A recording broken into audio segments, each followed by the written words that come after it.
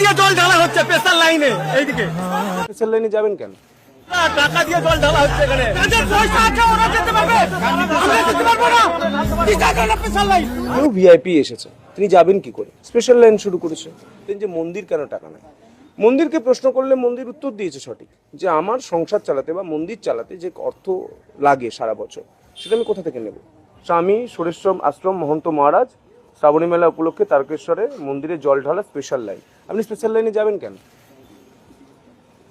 না গিয়ে লাইন জল ঢালুন।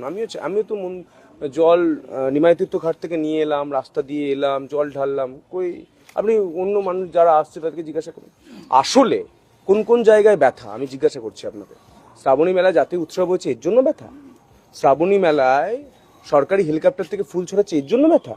শ্রাবণী মেলায় এত টাকা খরচ করে সরকার ইনফ্রাস্ট্রাকচার করে দিয়েছে সনাতনী হিন্দুদের জন্য, এর জন্য ব্যথা? আপনার যদি এই টিকিট নিয়ে বিতর্ক করার কথা ছিল তাহলে আপনি 2025-এর টিকিট নিতেন, 24-এর টিকিট নিতেন, 23-এর টিকিট নিতেন, বা আগের বলতেন যে মন্দির কেন টাকা নেয়। মন্দিরকে প্রশ্ন করলে মন্দির উত্তর দিয়েছে সঠিক, যে আমার সংসার চালাতে বা মন্দির চালাতে যে অর্থ লাগে সারা বছর, সেটা আমি কোথা থেকে নেব?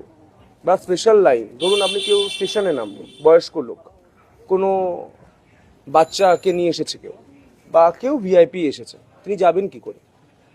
তিনি জল গঙ্গা থেকে ডুবিয়ে নিয়ে আসেন, নর্মাল লাইনে ঢুকিয়ে দেবে তাদেরকে? ঢুকতে দেবে না। স্পেশাল লাইন শুরু করেছে। মন্দিরের মতো নিয়ম বানিয়েছে। আপনি কি চান সিপিএম এর আর তৃণমূলের মতো কালচার আপনি এখানে নিয়ে আসবেন?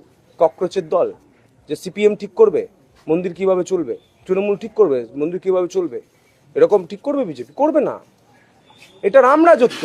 দেবাদিদেব মহাদেবের পুজো প্রভু রাম করেছিলেন। প্রভু রাম যখন রামসেতু তৈরি করেছিলেন মহাদেবের পুজো করেছিলেন। আমরা সেই আদর্শে বিশ্বাস করি।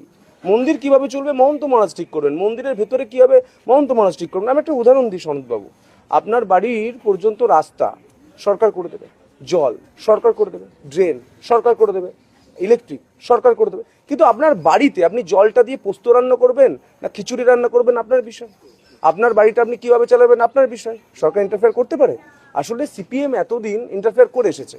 মহন্ত মহারাজ ছিলেন এর আগে, কুকুর ছেড়ে দিয়েছিলেন সিপিএম এর কিছু লিডার। পুরনো স্মৃতি আপনার মনে আছে তো, ইতিহাস মনে আছে তো। বিজেপি এটা করে না।